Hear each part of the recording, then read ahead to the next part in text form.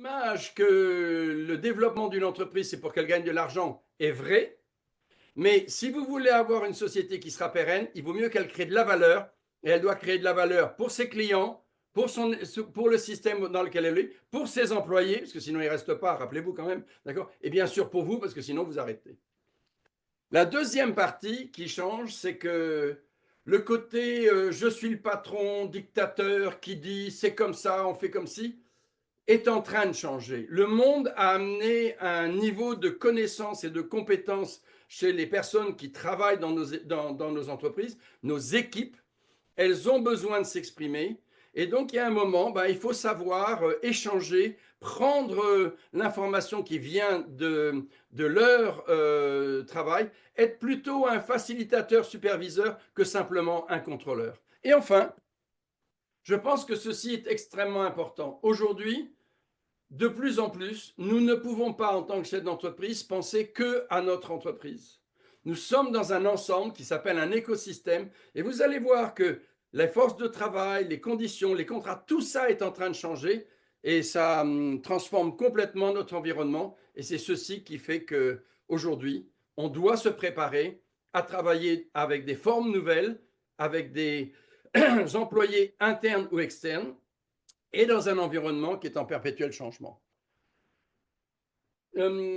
C'est justement ces 6 étapes d'Action Coach qui sont importantes. On sait qu'il faut d'abord maîtriser son activité, parce que si vous ne savez pas comment faire, quel est comment organiser le temps, comment gérer votre argent et les opérations, il n'y aura pas de maîtrise. Ensuite, si vous ne savez pas communiquer, c'est-à-dire faire le marketing, la prospection et en même temps comment dire, la génération de contacts, attirer des gens vers vous, et bien dans ce cas-là, vous n'allez pas avoir une entreprise qui va pouvoir se développer commercialement. Et quand même, plus une société se développe commercialement, c'est quand même ce qui va générer du cash. Derrière, mettez des systèmes en place. Si vous ne mettez pas des systèmes en place, vous réinventez la roue et à chaque fois qu'on réinvente la roue, on perd du temps, on perd en productivité, en efficacité.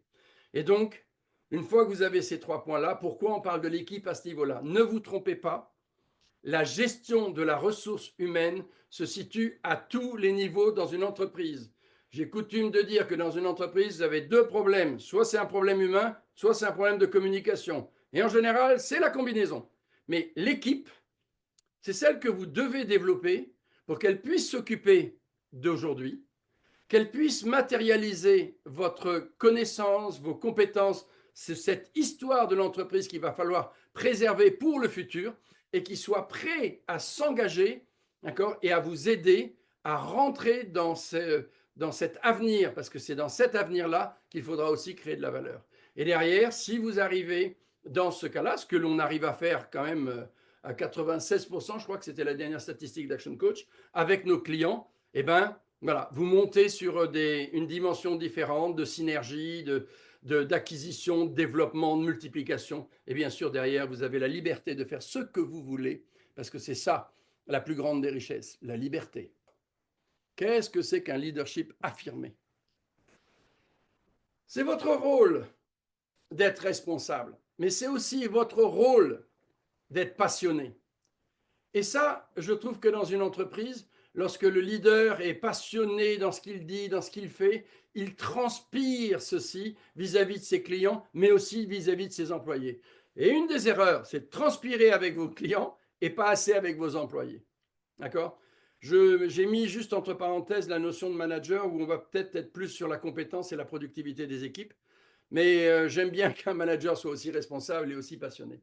Mais un leadership affirmé, c'est extrêmement important parce que c'est ce que les personnes ont besoin de. C'est ce qui, quand ils regardent leur patron, quand ils regardent leur chef, c'est quelque chose qui est important.